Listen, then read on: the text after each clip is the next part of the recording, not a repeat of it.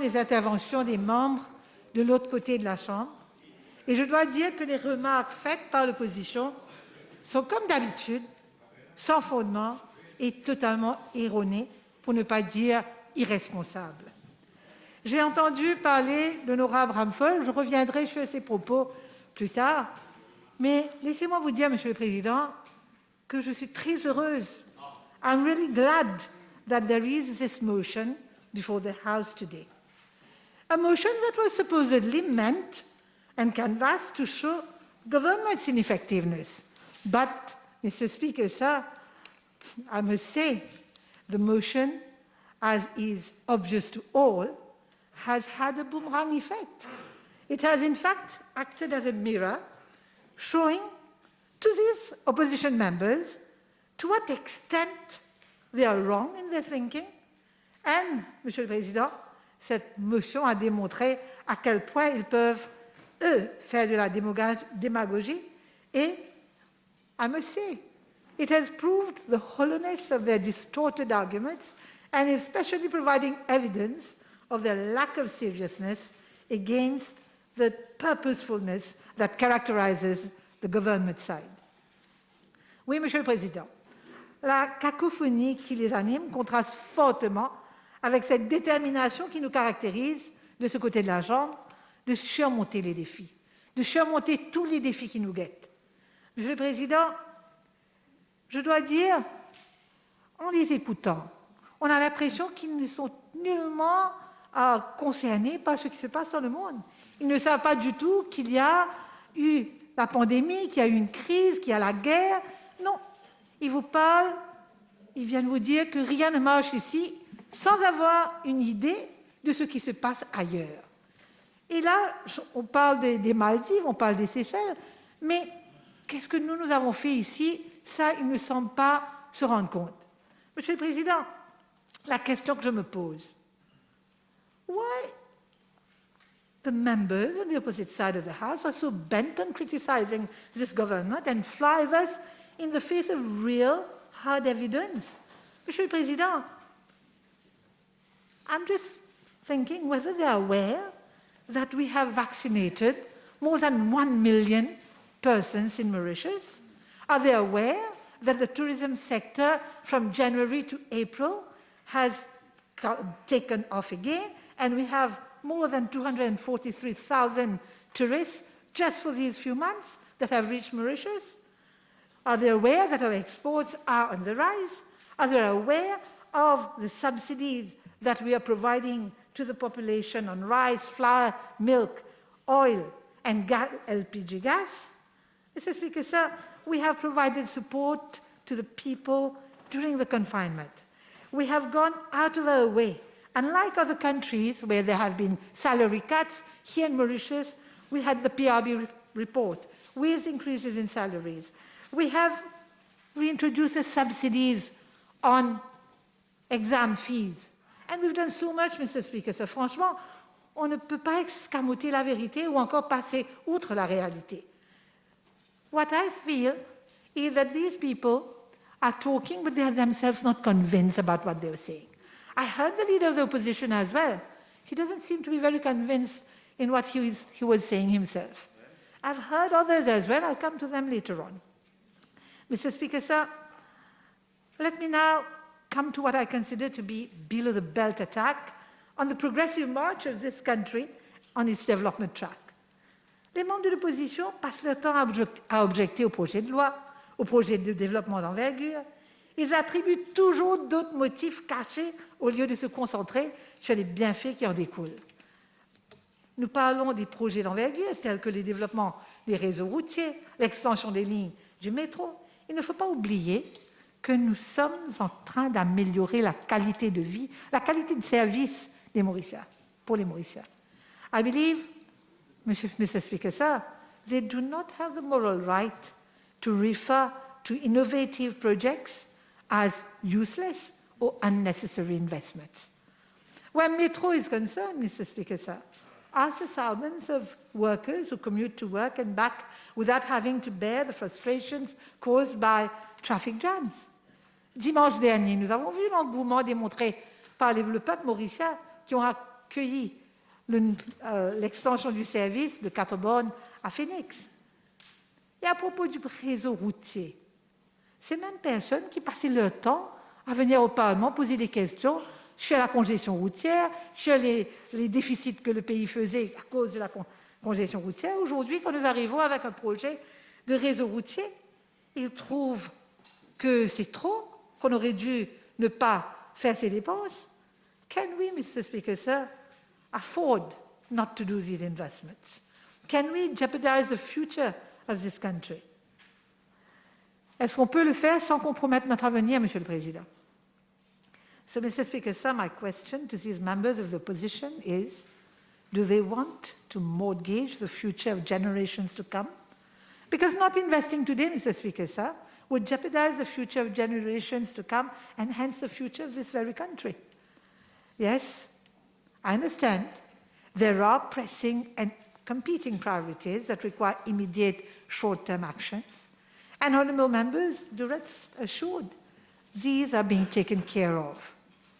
This government has to keep an eye on the long term and not to stay narrowly on and exclusively focused on immediate gains as vote-catching ploy. Les investissements d'envergure, il ne faut pas oublier, ont un multiplier effect et aident à relancer l'économie, à créer de l'emploi, à redynamiser le pouvoir d'achat, et ce gouvernement assume pleinement ses responsabilités. Mr. Speaker says this is a government that is avant-gardist in its vision. We are solving problems of today while keeping the needs of tomorrow's generations in view. And let me reiterate that we are, in fact, guaranteeing the state of wellness of future generations because we cannot sideline investments. It would be at our own risk. Monsieur le Président, j'aurais souhaité que l'opposition fasse preuve de plus de responsabilité et de retenue, qu'elle soit juste. The ethics of sound political culture demands that fairness dictates our thinking, Mr. Speaker, sir. And I'm sure the House will remember le tollé soulevé par les membres de l'opposition quand les réserves de la Banque de Maurice ont été utilisées pour soutenir les salariés, les self-employed durant le confinement. Ils n'en finissent pas, ils continuent. Mais il faut leur faire rappeler que ces réserves sont le résultat du travail des Mauriciens, de ce peuple et de ce gouvernement, peu importe ce qu'il en pense. Il fallait venir en aide aux plus vulnérables, nous l'avons fait. Prendre des décisions qui concernent le bien-être de notre peuple et de notre pays, c'est notre priorité. Mr. Speaker, sir, let me now address the issue of the rising cost of living. This is certainly a matter of great concern to both sides of the House. Bien sûr, nous qui avons la responsabilité du bien-être du peuple, nous sommes encore plus concernés. Nous savons tous que les prix sont en train de grimper partout dans le monde. Et cela, tout le monde le sait au sein de cette auguste assemblée. Quelles sont les raisons et quelles sont les causes?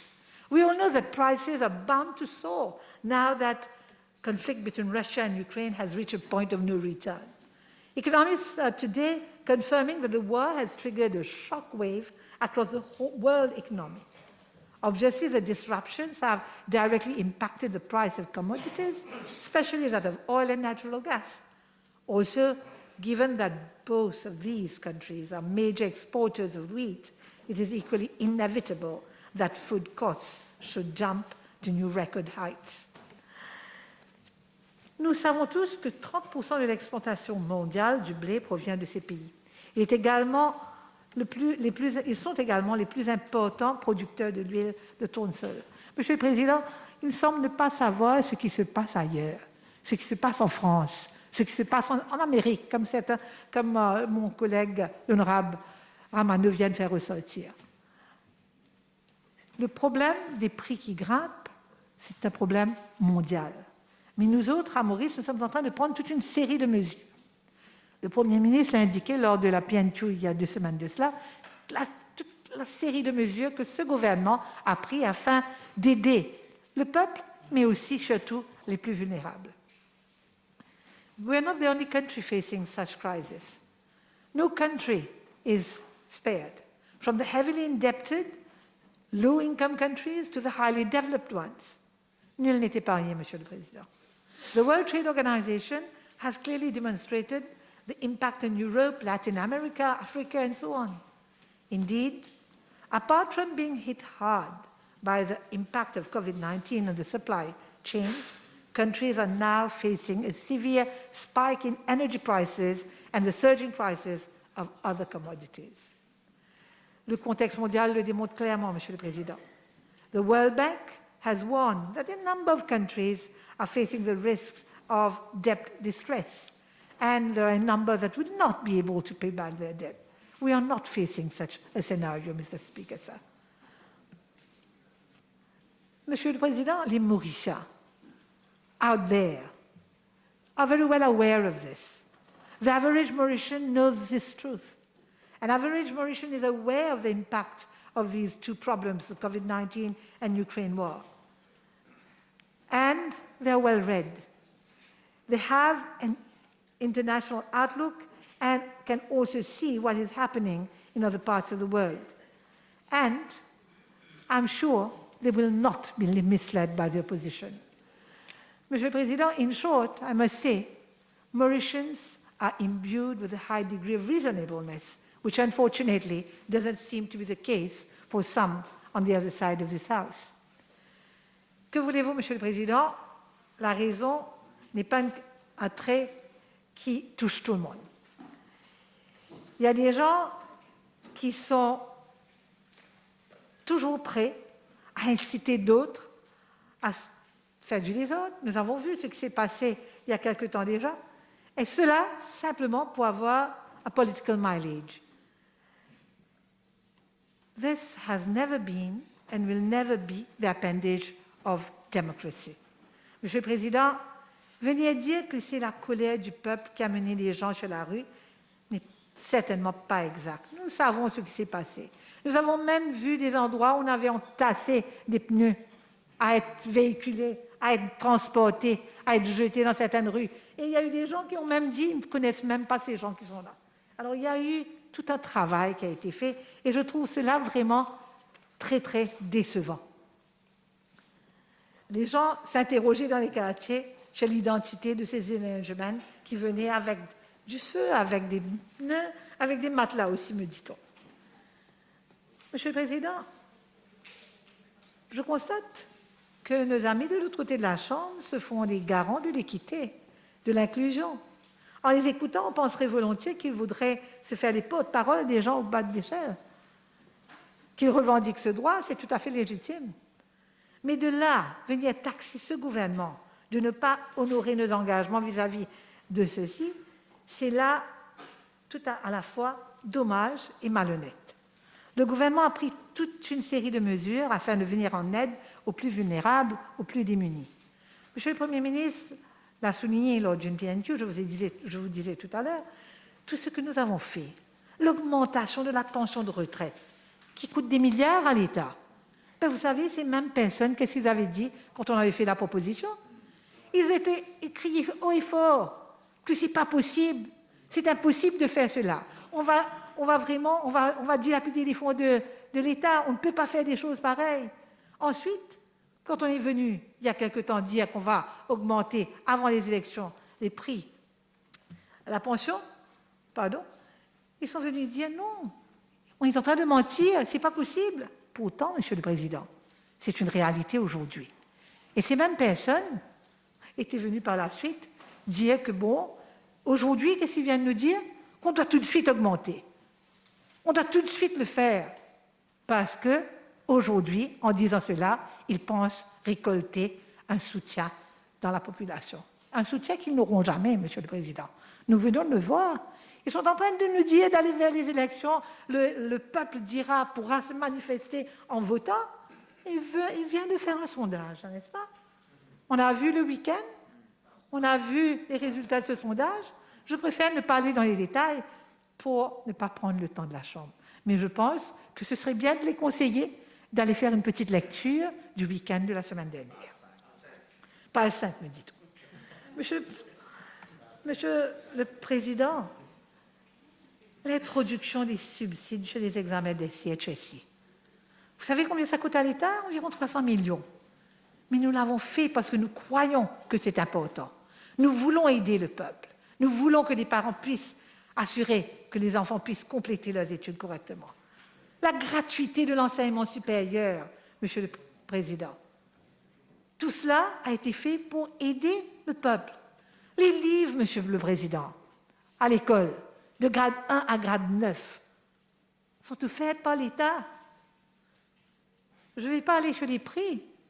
Je viens de le dire tout à l'heure, mais sachez que sur le litre de l'huile, vous avez 38 roupies de subside. La même chose pour le lait. On parle, à Maurice, le gouvernement a pris les mesures qu'il fallait pour venir en aide à la population. On m'apprend qu'aux États-Unis, on ne retrouve même pas le lait pour les enfants dans les supermarchés. Chez nous, à Maurice, on n'a pas dû voir tout cela. On a travaillé. C'est un gouvernement qui prend ses responsabilités.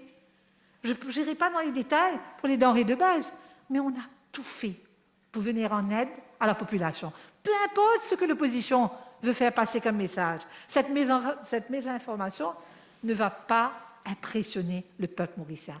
Ils savent clairement qu'ils peuvent faire confiance au Premier ministre, qu'ils peuvent faire confiance au gouvernement, parce que le Premier ministre a toujours dit qu'il œuvre dans l'intérêt de ce peuple.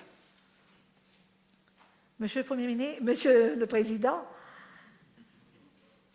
il faudrait leur faire comprendre qu'ils n'ont aucun intérêt à venir accuser ce gouvernement parce que le peuple est encore plus éclairé aujourd'hui qu'il n'était en 2019 quand ils nous ont votés.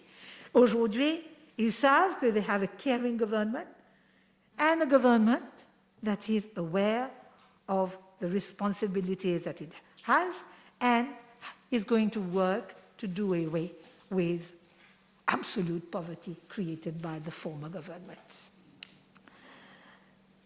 Mr. Speaker, sir, we are offering services to beneficiaries so that they can be empowered and so that they can lead full and productive lives. Mr. Speaker, sir, honourable members of the opposition, on all platforms and from all rooftops, try to berate this government. We are being taxed as being non-democratic. On vient d'entendre l'honorable Ramphel, mais je crois que c'est clair que ce gouvernement œuvre dans l'intérêt de ce peuple, dans l'intérêt du peuple mauricien. Toutes les actions prises ont été en gardant au centre de ces actions l'intérêt du peuple mauricien. Et je ne vais pas aller sur l'histoire de Peter Jurysek.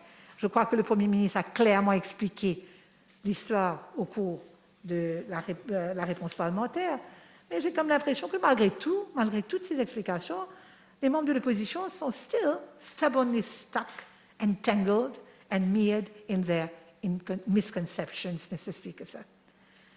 Every time government comes up with major policies or has recourse to bespoke measures to jumpstart the economy or to engage societally beneficial action areas, the opposition is quick on the draw in double guessing and acting as prophets of doom. Monsieur le Président, je voudrais leur dire quelque chose. Je voudrais partager avec eux ce que les Mauriciens disent.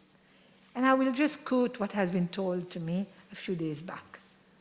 We are, by people in my constituency, we are fortunate that there has been this government with the Prime Minister Pravin Jagnat as leader when we were struck by the pandemic. Had it been otherwise, God help the country. This is what people are saying. And they have the guts to come in this parliament with a motion, with such a motion of no confidence, when people don't even think that they have the least chance of coming back to run the country. Mr. Speaker, sir, in times of crisis like the one we are in, we don't get to be sanctimonious or engage in a lot of hand-wringing. Rather, it's all hands on the deck that we need. Mais, Monsieur le Président, qu'avons-nous vu? Au lieu d'encourager les Mauriciens, de les soutenir et de les aider à ce qu'ils soient motivés pour surmonter les défis du jour, nous voyons certains agir en prophètes de malheur, faisant croire que les instances internationales pourraient dégrader le ranking de Maurice. Monsieur le Président, ces oiseaux de mauvais augure donnent l'impression qu'ils vont se réjouir, si tel était le cas, qu'ils se réjouissent à l'idée même d'une dégringolade du pays. Le pire, c'est que, à entendre certains qui ont été même à la tête du pays, certains qui ont été même les ministres des Finances, venaient dire que Maurice se dirige droit vers une banqueroute comme le Sri Lanka. Est-ce qu'ils peuvent même faire la comparaison? Est-ce qu'ils savent quels sont les chiffres? Avant de venir faire des commentaires pareils, je leur dirais franchement qu'ils devraient faire preuve de beaucoup plus de responsabilité. Je leur demanderai, mais où est votre projet de société? Quelles sont les propositions que vous allez faire?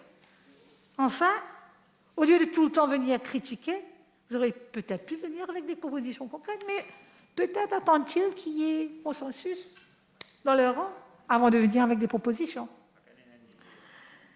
The government, Mr. Speaker, sir, to which I belong, the government have the honor to belong to under the able leadership of Pravin Kumar Jagannath, the Prime Minister, has its sights set on the Mauritius of tomorrow. Et cela malgré les gesticulations malveillantes de l'opposition. Le Premier ministre l'a toujours dit. Nous avons une vision, nous allons toujours œuvrer pour atteindre nos objectifs. We shall remain focused no matter what gimmicks they come up with. Et la population sait pertinemment bien que ce gouvernement agit toujours de façon responsable et ils savent qu'ils peuvent faire confiance en ce gouvernement. Mr. Speaker, sir, the latest report of the World Health Organization on Thursday last gave an estimate of global mortality from COVID-19 pandemic, 14.9 million deaths from January 2020 to December 2021. The virus being directly accountable for some 5.4 million deaths. I know the opposition doesn't want to talk much about the way we handled the pandemic, the way we ensured the safeguard of jobs through the wave assistance scheme, the self-employed assistance scheme, the self-employed one-off grant, or consider the way we hit the ground running to ensure the protection and safety of the population. Non, on ne parlera pas de ça. We must realize that the judicious and focused action taken by government allowed us to successfully curtail fatalities, avoid misery that was lurking in the shadows for our families, et aussi à éviter la détresse des gens. Obviously, this will not be talked of or touched by the other side of the House. Cela passera sous silence, Monsieur le Président. Mais je voudrais là faire une petite... Laissez-moi parler d'une chose que j'ai trouvée vraiment terrible. L'acharnement avec lequel les membres de l'opposition attaquent le docteur Jagat-Pal. C'est vraiment incroyable. Je vous ai entendu durant le débat, et franchement, est-ce qu'on se rend compte qu'est-ce qui serait passé ici si on n'avait pas pu venir avec tous les vaccins, si on n'avait pas eu des médicaments? Est-ce qu'ils peuvent imaginer ce qui se passait au moment où on se préparait? Et tout le monde, c'était le confinement, les membres de l'opposition étaient au chaud chez eux. Mais il fallait prendre des décisions, il fallait assurer que le peuple mauricien soit protégé. Mais à chaque fois, c'est la même histoire. On fait comme si on n'est pas conscient du fait qu'on a pu quand même, petite île Maurice, insulaire, on a pu trouver tout ce qu'il nous fallait pendant le confinement. On a pu nous approvisionner et assurer la protection du peuple mauricien. Non, tout cela on ne voit pas. On passe son temps à critiquer. Les vaccins, il ne fallait pas le faire. Les formulaires de consentement n'étaient pas corrects. Il fallait demander aux gens de ne pas se faire vacciner. On a pu trouver de l'argent pour mettre des billboards pour empêcher les gens de se faire vacciner. Tous les jours, il y avait une nouvelle histoire. Monsieur le Président, allow me to say a few words on another challenge we had been confronted with. Monsieur le Président, la pandémie a créé une situation inédite qui a chamboulé toutes les sphères de la vie et l'éducation n'a pas été épargnée. In the education sector, the pandemic compelled us to focus on two major issues. La sécurité de nos enfants et la continuité pédagogique. We had to find means and ways to help our students. Schools had to be closed, and we had to find ways to help our learners to recover and recover better from the school closures. After all, since 2020, we had witnessed periods of closures, and it lasted till February 4th this year. It was vitally important to prevent learning losses. We couldn't afford to have a lost generation of learners emerging from pandemic schools. I can proudly state, Mr. Speaker, sir, that we did that and more. Faced with the unknown and unpredictable, we had to take decisions that had to be fair and equitable to all. Au niveau de mon ministère, il a fallu nous tourner vers l'éducation à distance et nous avons œuvré afin que les apprenants puissent couvrir le programme d'études. Et nous savons, on a dû œuvrer aussi pour les apprenants issus des familles dites vulnérables, que ces apprenants ne soient pas pénalisés durant la fermeture temporaire des écoles. Et je dois dire que les équipements numériques, tels que des tablettes, ont été achetés par le ministère de l'Intégration sociale. On a pu distribuer ces tablettes aux élèves de grade 10 à 13, ceux dont les familles se trouvaient sur le Social Register Mauritius. Mais en même temps, Monsieur le Président, 7000 familles ont été connectées à l'Internet par la Mauritius Telecom. Et on a fait de sorte à ce que ces élèves reçoivent le maximum de soutien possible. Monsieur le Président, je dois dire que nous avons eu des difficultés. Ce n'était pas facile de bouger du jour au lendemain des cours en présentiel aux cours en ligne. Mais nous avons travaillé et nous avons pu trouver des solutions. Il y a eu, bien sûr, la revue du calendrier scolaire. Qu'est-ce qu'on n'a pas entendu? Ces gens-là viennent dire que le gouvernement n'est pas à l'écoute, mais ils ne comprennent pas ce qu'ils sont en train de dire. Ils ne savent pas de quoi ils parlent.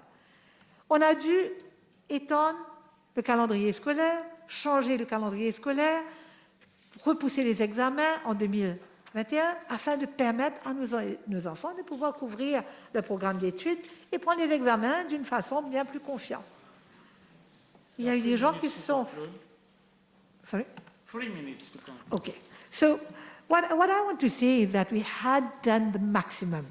Now, this year, when we had to extend the school calendar, we had given the opportunity to students to complete their work, their program, and to sit for exams at the end of the year. But when parents came forward saying that their children are ready, that they can sit for the exams, government listened to them and provided them the opportunity to do so, provided them the opportunity to get their subsidies even though they were sitting for the exams in June, which was not normally the case.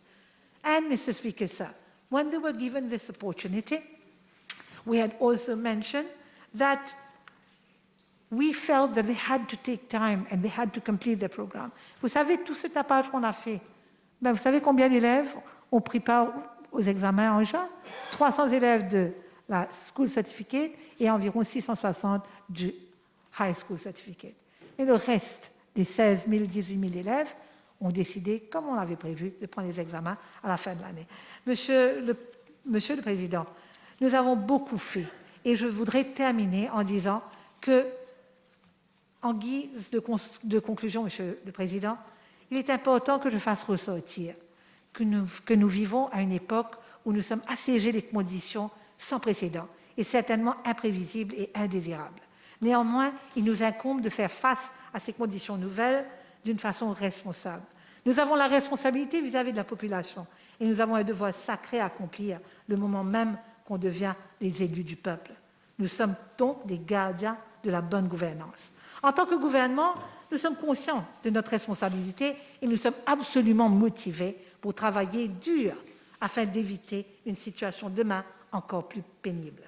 Mon souhait à moi aurait été de voir cette responsabilisation de part et d'autre afin de mener à bien notre mission de faire de notre République une entité prospère et apte à affronter l'avenir d'une façon sereine. Et je demanderai aux membres de l'opposition d'être aussi des membres responsables. Et au lieu de penser